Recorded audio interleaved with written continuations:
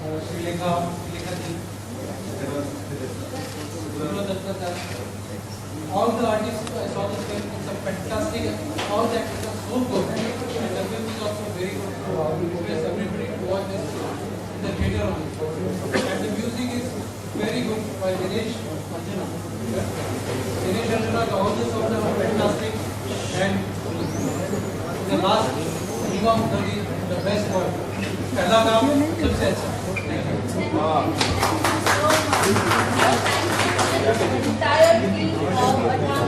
Ma'am audio नहीं आ bite कर लेते हैं loud.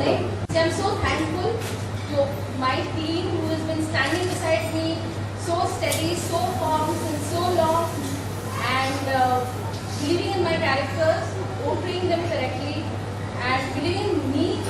And today I'm going in the world of release. I'm so happy that everybody, including Champak ji, having faith on me with such a big brand is something which is really, really a big thing for me. So I would request everybody to please come watch the film once it's released in the theatre and wish us luck and enjoy the movie. Thank you. So I will pass on the mic to everybody to say a few words. We just do a quick photo of just a cast and Champak ji. Just a cast and Champak ji and of course Reema. And I welcome you all once again. Namaskar. Very, very thankful to Champak ji for it's a great privilege to have you here, and it's a great privilege to be connected to Venus. It's a great honor to be able to act in one of the films which is based on the works of Rabindranath Tagore, because Rabindranath Tagore is a figure whom we revere and the whole world knows. So for me it was a great privilege because so far I've acted in films, commercial films, but this is the first film where I am able to display my talent in a different way, in a non-glamorous way, and to be able to work under a woman director was another privilege. So I congratulate Reema ji and I wish her all luck for her first directorial debut, and I wish her all luck.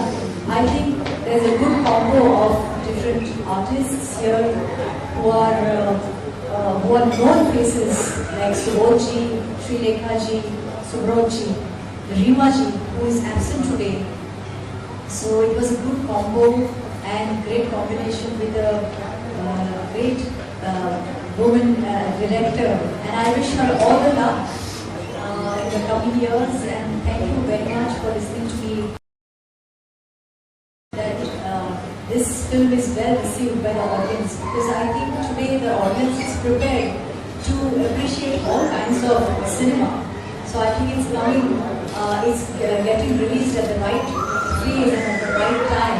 Thank you very much, Champak ji, once again, and I wish luck to all of us.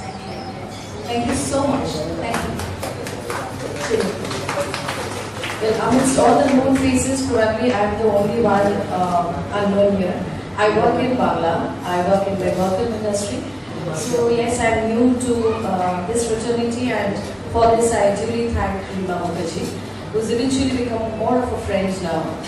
And I would like to say that it takes a lot of guts to do Hore Baile, based on Tagore's novel, which has already been done by another iconic filmmaker, Satyajit Ray.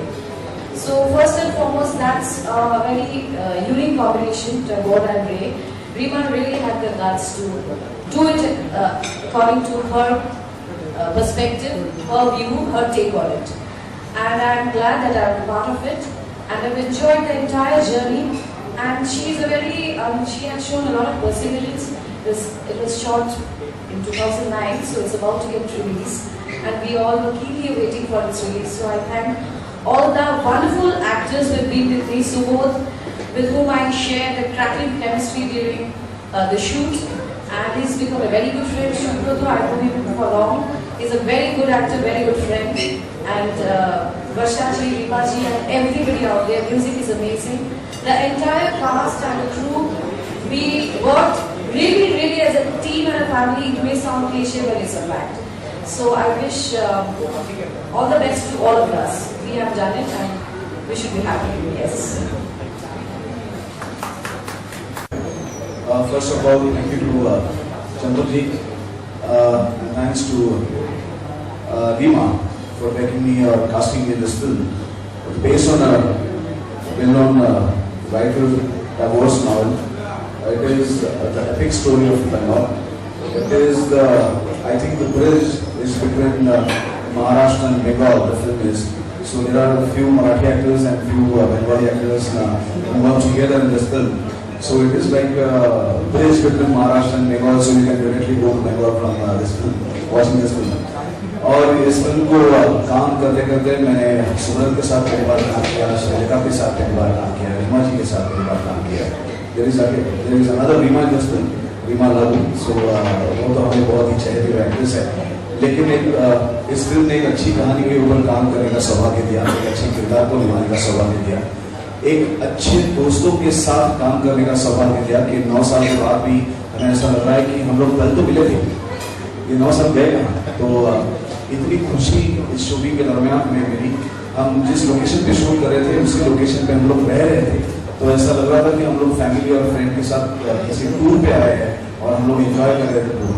तो ये film की जो कहानी है, ये film की जो किस्से हैं, ये फिल्म की जो यादें हैं, वो कभी ना भूल वाली यादें हैं और ये हमेशा हमारे हृदय में एक अमूल्य हिस्सा बन के रहेगी. So again, thank you to Rima ji for trusting me and wish her all the best for this film. Thank you so much. हाँ, अंत में बोलने का फायदा ये है कि ज़्यादा बोलना नहीं पड़ता, सब तो बोलते हैं. बट एनीवे, चंपक सर को थैंक यू, क्योंकि रीमा जी ने बहुत मेहनत के साथ ये बहुत पैशनेटली इस पिक्चर को बनाया है और इंडिपेंडेंट फिल्म को सपोर्ट करना चाहिए.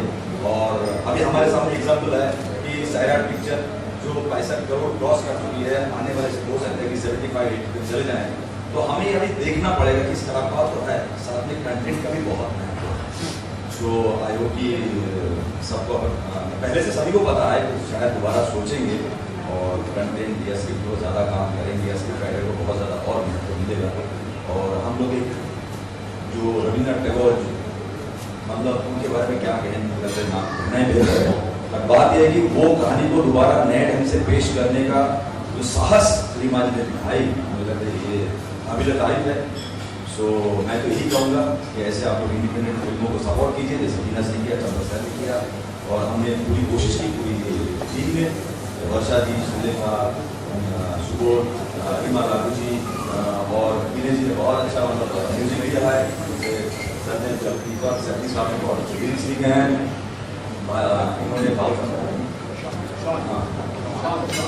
उन्होंने बहुत बढ़िया गाना गाया है. इसमें लिरिक्स भी इंग्लिश और बंगाली गाना भी है. तो मैं तो कहूँगा कि आप लोग जाइए और www.com/Veena देखिए. अच्छा लगे तो शेयर कीजिए, क्योंकि म्यूजिक रिलीज है. मुझे लगता है आप लोग जितना शेयर करेंगे हमारी इंडिपेंडेंट फिल्मों को बहुत बढ़ावा मिलेगा. तो मैं सबको रिक्वेस्ट करता हूँ कि अच्छा लगे तो जरूर शेयर कीजिए, अगर बुरा लगे तो फिलहाल ना बोलिए.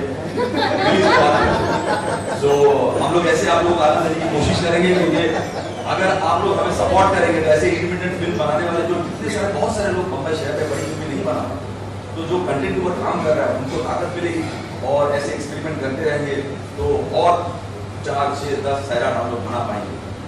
Thank you very much. Can we just have one photo of this?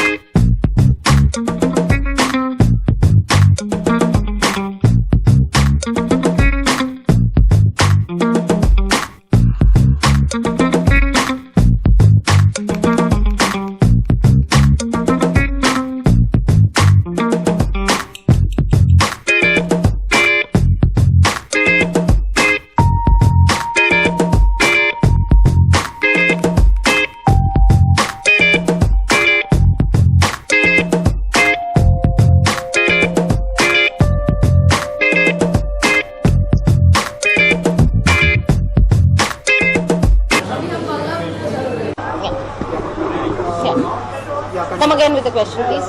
सबसे पहले तो इस कहानी के बारे में बताइए, कैसे इंस्पायर्ड हुआ इस कहानी से और स्टारकास्ट किस तरह से फाइनलाइज की गई आपकी? Okay, देखिए, I am born and brought up in Calcutta.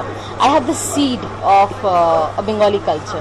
तो शुरुआत जो हुई हमारी इस फिल्म के जो नींव जो मेरे अंदर जो पनप रही थी वो ये है कि being from a Bengali background ये हम करना चाहते थे कि टैगोर के काम पे और आगे भी हम करेंगे. ये नहीं कि शुरुआत है, ये आगाज़ है, अंजाम अभी बहुत दूर है. तो हम ये सोच रहे हैं कि टैगोर को लोग जानते हैं, पढ़ते हैं, तो अगर हम इसे फिल्म में और स्पेशली इन हिंदी जो कि हमारी राष्ट्रीय भाषा है उसमें अगर हम इसे सेल्यूलॉइड में ट्रांसफर करें तो लोगों को टैगोर को जानने का, जो लोग पढ़ते नहीं हैं, जो बहुत लोग हैं जो पढ़ते नहीं हैं, तो उनको घर बैठे ये एक फैमिली ड्रामा है जिसके बारे में लोगों को जानने का मौका मिलेगा. टैगोर को हम जितना हो सके, क्योंकि लोग अलग अलग थॉट पे फिल्में बनाते हैं, तो हमारा ये था कि I wanted to make cultural movies. शुरुआत मेरी ऐसी थी कि I make different kind of movies of course, but ये बहुत ज़रूरी था कि हमारी शुरुआत, ये हमारी इच्छा थी.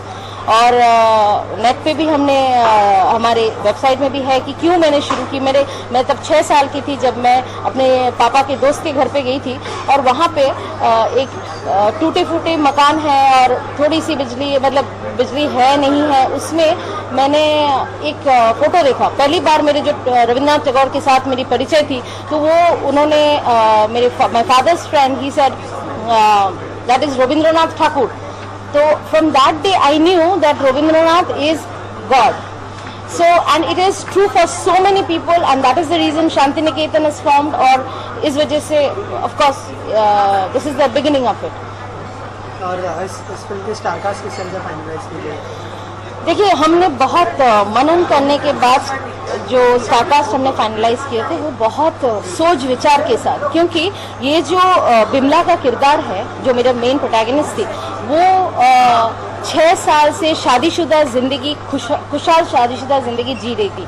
तो ऐसे मुझे कोई चाहिए था जो ये निभा सके, जो ये किरदार निभा सके और वो लगे. सबसे बड़ी बात तो ये होती है कि आजकल जैसे हम लोग सोचते हैं हीरोइन है तो हीरोइन की तरह दिखनी चाहिए, उसे सुंदर दिखनी चाहिए. वो निभाए नहीं निभाए वो इम्पोर्टेंट नहीं होता, बाद में देखते हैं एक्टिंग के. तो मुझे श्रीलेखा में बिमला नजर आई, क्योंकि वो बिल्कुल वही चरित्र है जो टैगोर ने लिखा है, मुझे ऐसा लगा. तो बिमला, सुबोध जी, ऑफ कोर्स मैंने सुबोध जी के जब शुरू में फोटोग्राफ्स देखे, मैंने बोले, क्योंकि he has that Bengali look. हालांकि वो महाराष्ट्रन है, कोई बंगाल से उनका कोई नाता नहीं है, फिर भी he has got that Bengali look. And so then I spoke and all of them. Subrata, he is from theatre. And पहली बात तो है, एक किरदार को जीने के लिए उतना समय देना पड़ता है, उतनी सोच के साथ, उतने विचार के साथ जुड़ना पड़ता है. And all my characters, I am so thankful to all of them कि उतना समय देकर जुड़ना जो ये लोग मेरे साथ किए हैं. So that is the reason they are a part of it. Thank you so much. और ये पूछना चाहूँगा कि काफ़ी पैट्रियोटिक फिल्म है ये, रविन्द्रनाथ की उपन्यास से ये आधारित है. कैसा अनुभव रहा काम करने का और किस तरह का रोल निभा रही है आप? मेरी हमेशा से ये जो स्टोरी हो उसके ऊपर आधारित एक फिल्म करूं, और वो मेरी तमन्ना पूरी हुई अचानक से. करियर के इस मोड़ पे ऐसा लग रहा था कि कोई सशक्त रोल हो, मतलब ऐसा जो नॉन ग्लैमरस भी हो, और वैसा ही था. ये एक विधवा का रोल मैं इसमें निभा रही हूँ जिसके जीवन में बिल्कुल कोई कलर नहीं है, और उस विधवा का जो, मतलब आज से 100 साल पहले का पीरियड दिखाया है, या 90 इयर्स बैक का जो पीरियड है, वो जो माहौल दिखाया है, उसमें वो जो विधवा है वो बहुत ही मतलब ऐसी नहीं है कि वो सब सहन करने वाली ऐसी विधवा नहीं है, जो क्या बोलते हैं उसको, जिसका अपना ओपिनियन है, जो अपनी राय देना बिल्कुल भी ये नहीं करती है, वो बोल देती है अपनी राय जो भी है. और थोड़ी सी कड़वाहट उसके जीवन में आ गई है, क्योंकि वो बोलती है मैं अपनी इच्छा से तो विधवा नहीं हुई हूँ, ये तो नसीब का खेल है, उसकी वजह से मैं विधवा हो गई हूँ. वो एक जवान विधवा है और उसको मच्छी खाना मना है, उसको त्योहार में शामिल होना मना है, तो उसे बहुत व्यथित है वो. और फिर भी उसमें एक स्पिरिट है उस विधवा में, तो वो मुझे रोल बहुत अच्छा लगा, क्योंकि आज तक मेरा जो इमेज रहा है इंडस्ट्री में वो बहुत ही ग्लैमरस टाइप का इमेज रहा है। तो मेरे लिए ये बहुत ही हटके रोल था और मुझे बहुत अच्छा लगा ये निभाते हुए। और उसमें एक रविंद्रनाथ टैगोर जी की ये स्टोरी है, तो स्टोरी लाइन तो बहुत ही पावरफुल है और डायलॉग्स भी बहुत अच्छे लिखे हुए थे। आपका जो जुड़ाव है मराठी फिल्म में भी रहा है, हिंदी फिल्म में भी रहा है। आज की मराठी फिल्म सैराट की बात कर लें, काफ़ी अच्छा बिजनेस कर रही है, क्या कहना चाहेंगे जो इंडस्ट्री इतना ग्रो कर रहा है, इतना इवॉल्व कर रहा है, कुछ कमेंट करना चाहेंगे इस बारे में? देखिए, एक ज़माना ऐसा था, मैं इस ज़माने की विटनेस रही हूँ। मैंने मेरी करियर को शुरुआत की। मराठी में हमेशा अच्छी फिल्में बनी हैं, मराठी में हमेशा अच्छे एक्टर रहे हैं, अच्छे डायरेक्टर्स रहे हैं। जो आज भारतीय सिनेमा के जो पितामह हैं, दादा साहब फाळके, वो भी एक महाराष्ट्रियन थे। इसके बावजूद हमेशा जब भी कोई मराठी फिल्म हिट्स भी हुए हैं, जैसे मेरी पहली फिल्म गम्मत जम्मत बहुत बड़ी सुपर हिट थी, लेकिन हमारी जो फेम है वो महाराष्ट्र तक ही सीमित रहती थी आज तक, और we were always treated as poor cousins of Hindi cinema. तो हमें वो रिकग्निशन कभी किसी ने दिया नहीं। हालांकि टैलेंट उतना ही था जितना आज है, लेकिन आज मीडिया इतना बढ़ गया है, आज मराठी को वो स्थान मिल गया है। इसकी मुझे बहुत खुशी है, क्योंकि मैं उस जमाने की साक्षी हूँ जब मराठी को ये स्थान नहीं मिला था। हमेशा हमें सौतेलापन दिया गया था, लेकिन आज मराठी सिनेमा ग्लोबल हो गया है और मुझे ऐसा लगता है वो क्या बोलते हैं उसे, it has come in full Bloom. तो मुझे इस बात की बहुत खुशी है कि आज उसकी अवेयरनेस इतनी फैल गई है, सब मतलब ऑस्कर में भी वो जा सकता है, कान फिल्म फेस्टिवल में उसका अस्तित्व है। तो हर जगह पे मराठी फिल्म का आज अस्तित्व है, इसकी मुझे बहुत खुशी है। आखिरी में पूछूं, इस प्रोजेक्ट के अलावा और किस प्रोजेक्ट पे काम कर रही हैं आप? स्क्रिप्ट कर रही हैं, कुछ कर रही हैं? मेरी अभी एक फिल्म आ रही है अन्नागिरी नाम की, जिसमें मेरे साथ अशोक सराफ है, अंकुश चौधरी है और मैं हूँ उसमें। तो ये कॉमेडी है थोड़ी सी फिल्म और थोड़ा सा पॉलिटिकल भी बेस है। और एक पॉलिटिकल सटायर में कर रही हूँ जिसका नाम है GR, जिसकी अभी शूटिंग चल रही है, लेकिन अन्नागिरी बिल्कुल रिलीज़ के लिए तैयार है। फिर एक हिंदी फिल्म मेरी रिलीज़ के लिए तैयार है, शुक्ला जी स्ट्रीट बॉम्बे उसका नाम है, जिसमें मेरे साथ आदित्य पंचोली हैं, संजय सूरी हैं। तो इकबाल सुरती के नॉवेल के उपन्यास के ऊपर वो फिल्म है। तो ये बहुत ही अच्छी फिल्म है और ये जो मेरी भूमिका है बड़ी ही सशक्त भूमिका है। तो मुझे बड़ी खुशी है कि इस तरह के रोल करियर के इस मोड़ पर मैं कर। What really made you to be part of the film? I really always wanted to be part of good films. That's the reason I have very few films. So, because I think my nose reaches to the ceiling. So, the story itself, and since I've already said that this is a novel based on Tagore's work, and it has already been done by Satyajit Ray. So, there are two iconic figures, two iconic characters. I mean, they're worshipped across the globe, and we are proud because, you know, we being Bengalis, we feel they belong to us first and then to the rest of the world.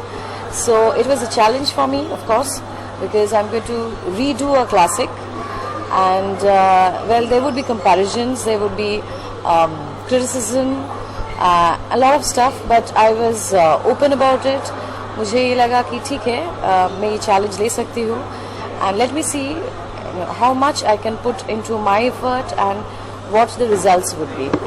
And I have done my bit, and it was a different take on Tagore's Ghore Baire, because Rima tried to make it more contemporary, because in the original Race film we didn't have the song and dance things. I mean, they weren't dance, literally dance, but it was little spiced up for the larger audience as well.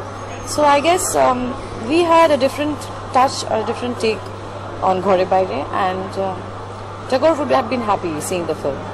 And seeing the trailer of the film looks very authentic, very real, you know, and very simple as well.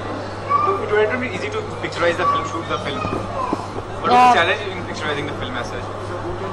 Challenge, we actors have put in 100% of our effort, The rest was Rima's homework, Rima's perseverance, and we were good children actually, you know. So she was like a mother figure for all of us, and माने हम लोग अच्छे बच्चे थे जो उन्होंने कहा हम लोग मतलब उनके डायरेक्शंस फॉलो किया, एंड कहीं पे जहाँ पे हम लोग कुछ सजेस्ट करना चाहते थे, am I speaking ठीक ठाक?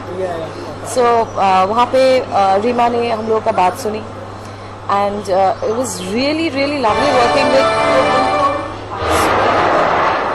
And one more thing I would like to point out, that is for the past 5 years, I'm talking about Bengal, nation-wise there had been a drastic socio-economic, political and sexual revolution going on.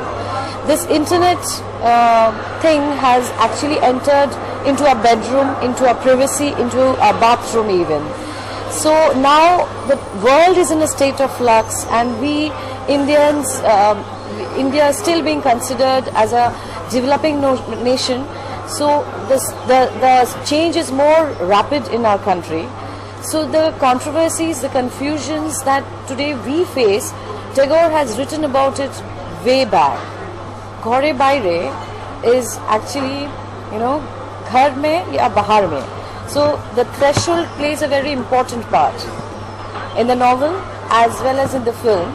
So it's about women empowerment, and जब भी कोई nation का कुछ revolution होता है, सबसे आगे women का ही हाथ होता है उस revolution को आने में, be it education, be it anything whatsoever. So this is about a woman coming to terms with her sexuality and whether she has really come to terms with it. So that therein lies the confusion, therein lies the conflict. Middle class में है, सिर्फ middle class क्यों? Across section, it's there amidst everybody. So Tagore has written way back, you know. So he thinks ahead. Thanks, Thank you so much. Thank you. Role सबसे पहले ये पूछना चाहूँगा, जो किरदार आप निभा रहे वो अपना किरदार नहीं, बहुत ही चैलेंजिंग किरदार होगा। तो जब आपको ये प्रोजेक्ट सुनाया गया इस बारे में, इस रोल के बारे में, तो आपने तुरंत से नॉट बढ़ा कि आपको सोचना पड़ा इस बारे में कि नहीं? देखिए, प्रोजेक्ट जब मैंने सुना तो ये डेडली कॉम्बिनेशन, एक तो सत्यजीत रे ने बनाया था जिनको घर में आके ऑस्कर दिया, मतलब I mean life time achievement, और रविंद्रनाथ टैगोर, जिन दोनों के बारे में मतलब मैं तो कुछ नहीं कह सकता, मैं इतना छोटा आदमी हूँ। बट इस पिक्चर को रीमा जब बनाना या मतलब मैं सोच रही थी, मैंने बोला आर यू श्योर कि पिक्चर तुम बनाओगी? नहीं मैं करूँगा। तो मैं देखा कि जो लड़की इतनी पैशन के साथ बात कर रही है कि मैं पिक्चर बनाना चाहती हूँ, तो एज ए ट्रेन्ड एक्टर और अब तो थिएटर की बड़ी बड़ी बातें हम करते हैं, तो क्यों ना और एक चैलेंज ले ले कि जिस रोल को सौमित्र चटर्जी ने निभाया। तो मैंने चैलेंज एक्सेप्ट किया, और उसके बाद मैं भूल गया। उसके बाद मैं इसलिए भूल गया क्योंकि मैं दिमाग में रखूंगा कि सत्यजीत रे ने बनाया, रविंद्रनाथ टैगोर का नॉवेल है, सौमित्र चटर्जी ने ये रोल को किया, तो मैं कैसे करूँगा, तो मैं फंस जाऊँगा। और मैं पूरी ईमानदारी से अपने चरित्र को निभाने की कोशिश की, और अब आपके सामने है, आज म्यूजिक रिलीज है, तो थोड़ा बहुत जो है तो लोग बोल रहे कि ठीक ठाक किया। लेकिन हाँ, एक बात कहूँ कि रीमा ने बहुत पहले पिक्चर बनाई थी, और बहुत मतलब पैशन जिसको कहते हैं ना, चैन से सांस अब शायद रीमा ले पाएगी।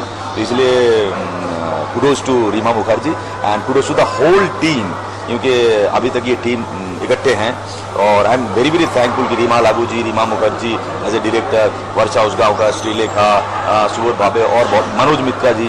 इत्तेफाक की मनोज मित्रा साहब ने सत्यजीत रे के पिक्चर में वही रोल किया जो इस पिक्चर में भी किया। So it's a kind of coincidence, kind of history.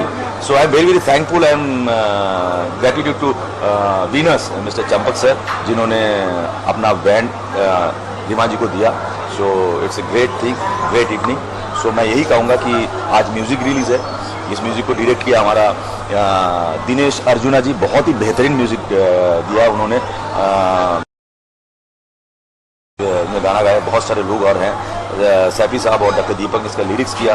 तो मैं तो कहूँगा कि सोशल मीडिया में आप बहुत कुछ देखते हैं, तो गो टू www.youtube.com/Venus, और आपको अच्छा लगे तो प्लीज़ शेयर करिए, क्योंकि हम इस टाइप की जो किस्म की जो इंडिपेंडेंट फिल्में हम लोग बनाते हैं, जिसका हिस्सा हम होते हैं एज एन एक्टर, इसको आप लोगों का सपोर्ट चाहिए। क्योंकि अब आप लोगों के सामने अभी रिसेंटली सैराट पिक्चर ने क्या कितने करोड़ का मतलब बिजनेस की आप लोगों को पता है। तो हम तो चाहते हैं कि और सैराट हमारे सामने आए, इंडियन फिल्में, सिर्फ मराठी में नहीं, मराठी, गुजराती, बंगाली, हर रीजनल फिल्म तरक्की करे, इंडियन फिल्म्स तरक्की करे, और आप लोगों का सपोर्ट चाहिए। हम तो आप लोगों को आनंद देने की पूरी कोशिश करते हैं, आगे भी करेंगे। So thank you very much again Please listen the music www.youtube.com/Venus. If you like it, please share. मत भूलिएगा. Thank you. किरदार के बारे में थोड़ा कुछ बताइए और क्या प्रिपरेशन की है आपने इस किरदार को लेकर? देखिए, निखिलेश करके मेरा कैरेक्टर है, जो कि एक 1920 की कहानी है बंगाल की.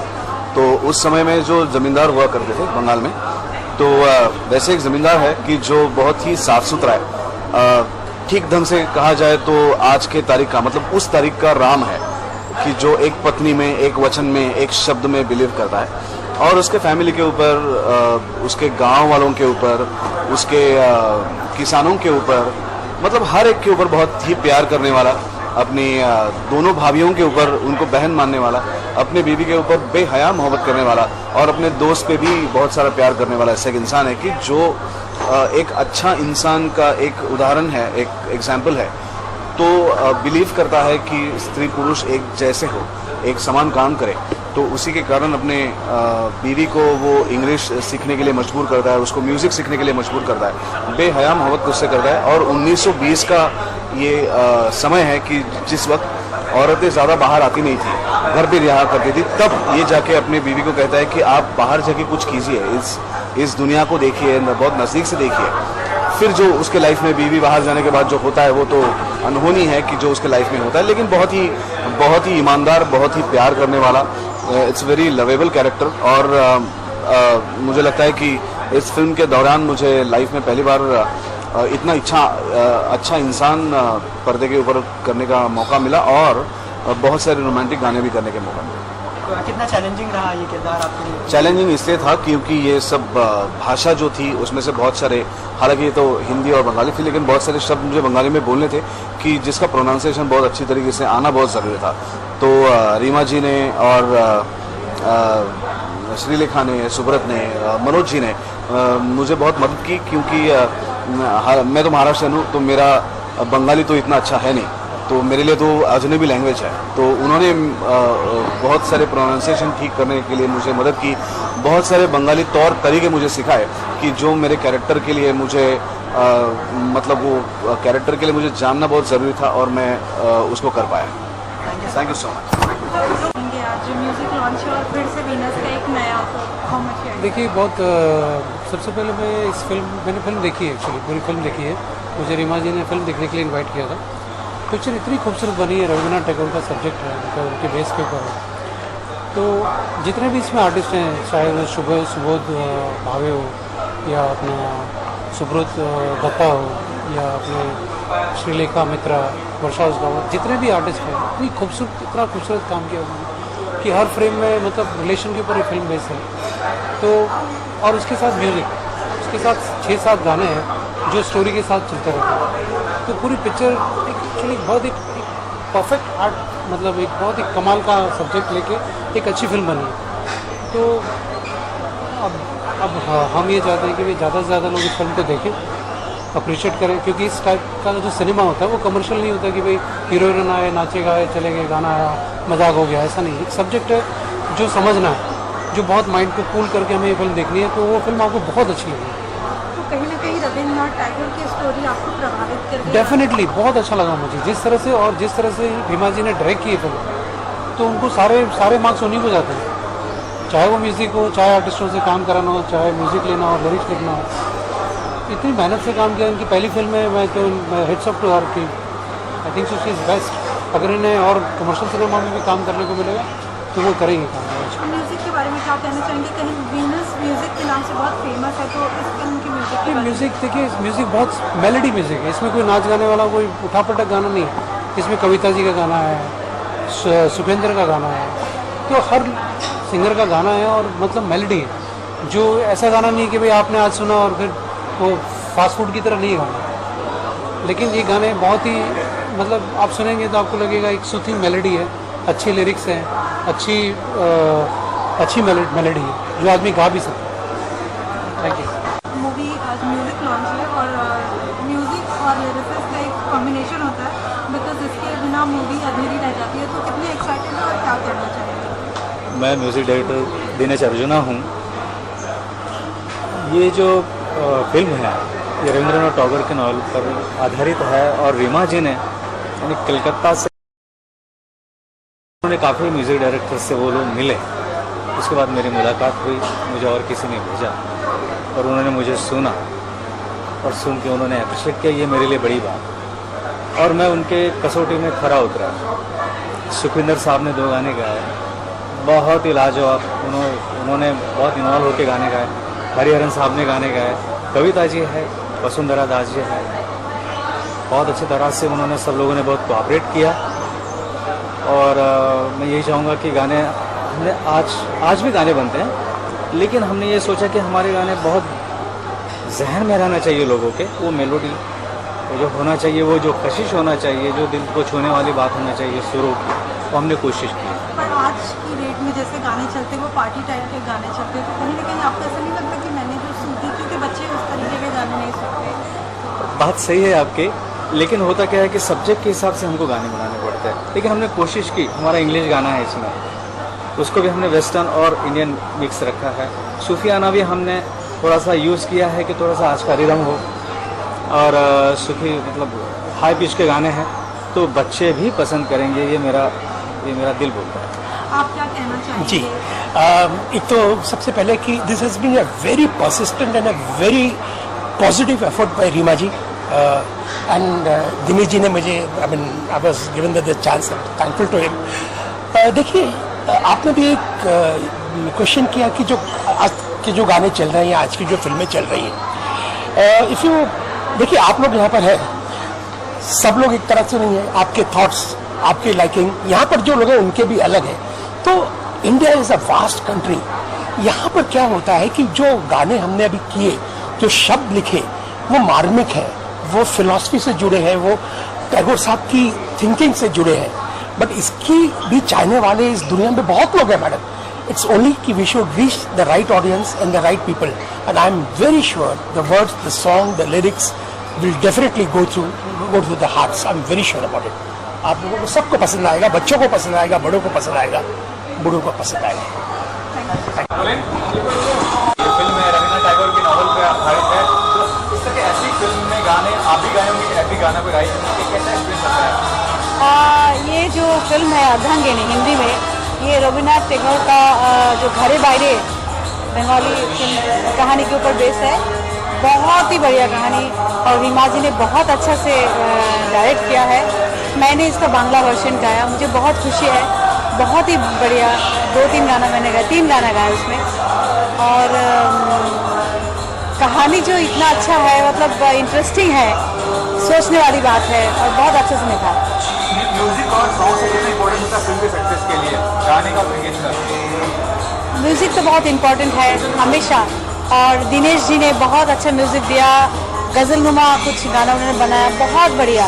और बाकी सुखी जी ने गाया, और हिंदी में कविता जी ने भी गाया, बांग्ला में मैंने गाया, तो बहुत अच्छा, मुझे अच्छा लगा, क्योंकि मैं हमेशा मेलोडी पसंद करती हूँ, तो कोई अच्छा गाना मिल जाता है तो गाने में मज़ा आ गया। और प्रोफेशनल के कहते हैं कोई एल्बम लेके आ रही है, कोई फिल्म में गाना गा रही है? बहुत कुछ कर रही हूँ। अभी एक मेरा पंजाबी फिल्म में मैंने गाया, जिसका नाम है सरदे सीएम साहब, बहुत चर्चित फिल्म है, बहुत हिट फिल्म है, और उसमें राहत फतेह अली के साथ मैंने डुएट गाया, बहुत ही बढ़िया गाना। मतलब मेरा एक्सपेक्टेशन बहुत अच्छा है कि बहुत हाई है उसमें, क्योंकि गाना कमाल का गाना है, रिदमिक मेलोडी। अभी 27 को रिलीज है।